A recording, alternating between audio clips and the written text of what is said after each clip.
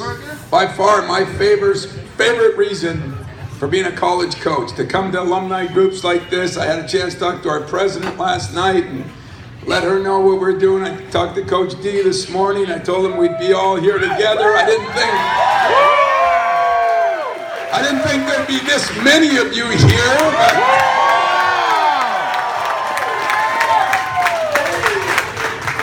Now I know why those Rose Bowl pictures are full of green and white. Well, I'll tell you, I got a daughter. My daughter's here with me. She is a junior in college right now. My AD's daughter's here with me. She's a junior in college right now. And my AD's son who just graduated. But I'm going to tell you what I told her. Don't get spoiled by this. This isn't the norm, I mean,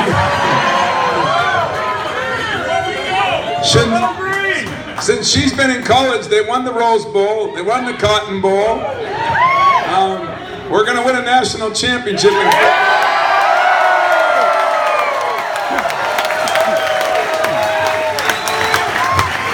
And we went to an Elite Eight, we went to a Final Four, so...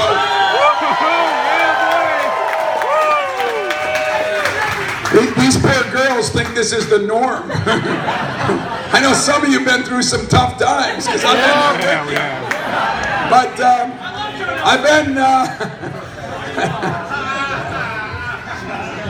I can't believe I've been there 32 years since coming a little bit out of college for my GA days, but there's been a lot of great things going on at our place, and I think the greatest thing is we finally got some continuity and some consistency. Yep. And I said to our players every day that, our next goal, because we got another step to take here. Coach D and I talked about it a lot when he got hired. We talked about it a lot in the middle.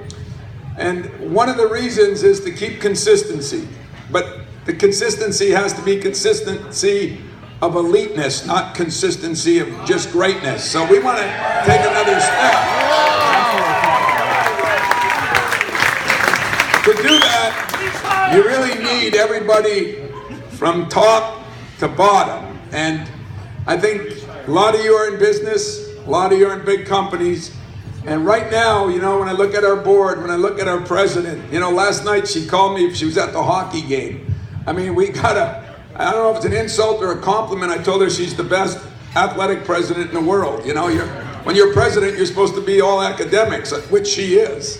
But she's very fond of and very supportive of us. And then maybe what's really started this thing, the change at Michigan State, is we got the greatest AD in the whole country.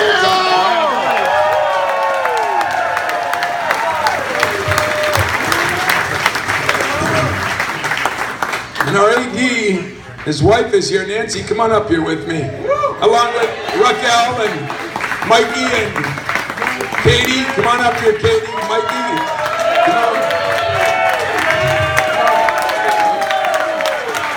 Come on, TR.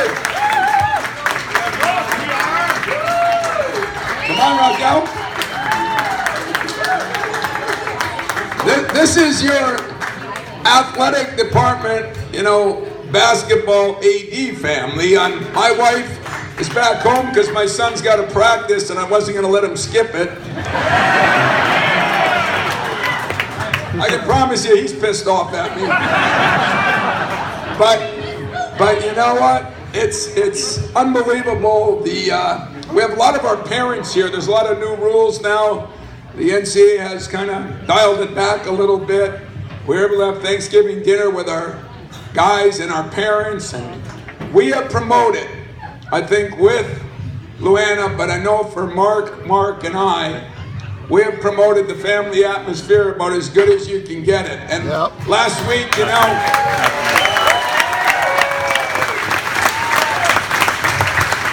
when I recruited some of these guys, I told them, you're going to have the opportunity to maybe work out or be around Magic Johnson and Steve Smith and Mateen Cleaves. And sure enough, last week, Magic, we went and handed out a couple thousand turkeys with Magic in Lansing. And then he came, not only to our game, but he came over to practice. I let him coach. It was a hell of a deal for me. But I think those are the things that are a little bit more unique here. If you look at all 25 of our sports, there is a bond between us, and I give my AD credit for that. You know, it's hard. It's hard. I know we got volleyball players here and softball players. I feel like I'm in royalty with Clint Jones here. You know what I mean? That was my era. You know, that I grew up in and watched him play. But when you look at all the different sports, if you could be in East Lansing on a football Saturday, and you see all 25 sports represented on that field before the game, it's one of the coolest things that you have. And so we're going to have some ups and downs, you know. I don't know. I mean, it's a little more difficult in our sport because we got so many games. I mean, we're on 7 games in 15 days. You know, we get home at 6 o'clock in the morning Monday.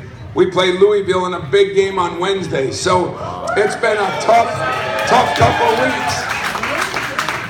But I think like Mark says, he does his job to give us the best facilities, the best opportunity. I guess if he was a coach, he'd be called the players AD. He's always sticking up for those guys, which that too ticks me off once in a while. But, you know, but last but not least, I do want to talk about my team. You know,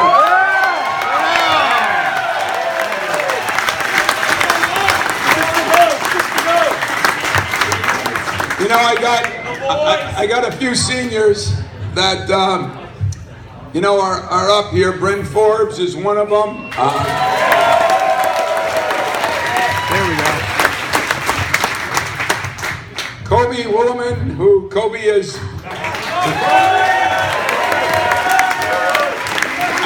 I know you won't believe this at our great university, but some damn Spanish teacher gave him a 3.5 or he'd have an overall 4-point for his whole career.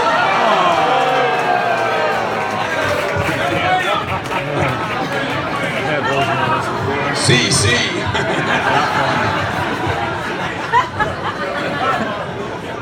But,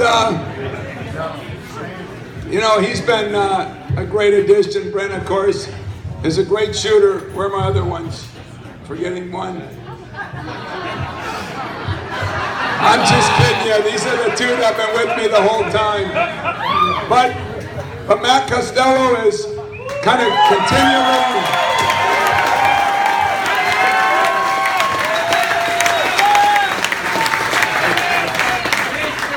Matt has been a mainstay here the entire time and kind of gotten better each year, and we need a big year out of him and a big game out of him tomorrow night. So.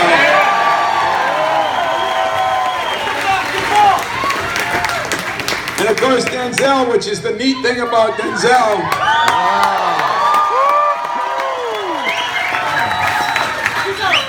Is I'm either getting old or something's wrong because I helped recruit his dad to Michigan State. I was 11 then, I think, but it's kind of neat because he brings the passion and love of being a Spartan, and if we keep his head on, he's going to have a hell of a year and represent. All these guys are going to represent you in the way you want to be represented, but if I look at his career, he had a Sweet 16 his first year, him and Matt, and they had a Elite 8 his second year, a Final Four his third year.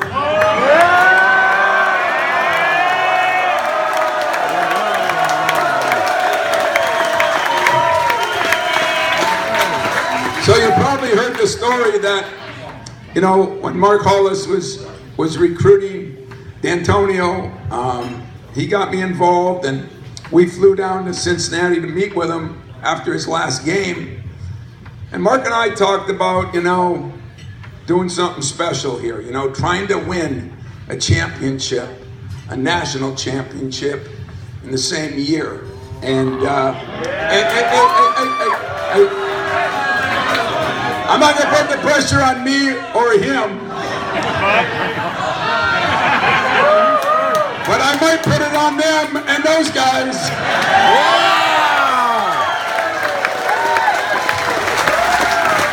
it's a lot of fun. It's a lot of fun to dream big. You know, it is a lot of fun to dream big. It's a lot of fun to try to work for something that nobody thinks can be achieved. And that's what it's been about for my whole life. You know, my chances of getting this job were 1 in a million, and that one came. And now I think we got our program, thanks to our president and AD, in a position where we're not, you know, a bad year. I mean, I hate to tell you people that left East Lansing, but like, them knuckleheads back there think the Final Four's on the schedule card. Oh yeah. Hell yeah. Please, as I said, don't be like my daughter and Katie and think this is just the way it is. Expect it, but appreciate it, because it is special. That's what I'm talking about. So I'm gonna leave you with this. Last week, the coolest thing about this place. Last week, you know, when we played Kansas. We went over there, and whether it be in the locker room after the game or the next practice the next day, our battle cry was beat Ohio State. We wanted to make it a Spartan weekend. A whole week. And so I text Coach D before our game last night. I said, if I can get by this game, this time you lead me, win Saturday, and we'll try to bring home the first championship that we can play in on Sunday.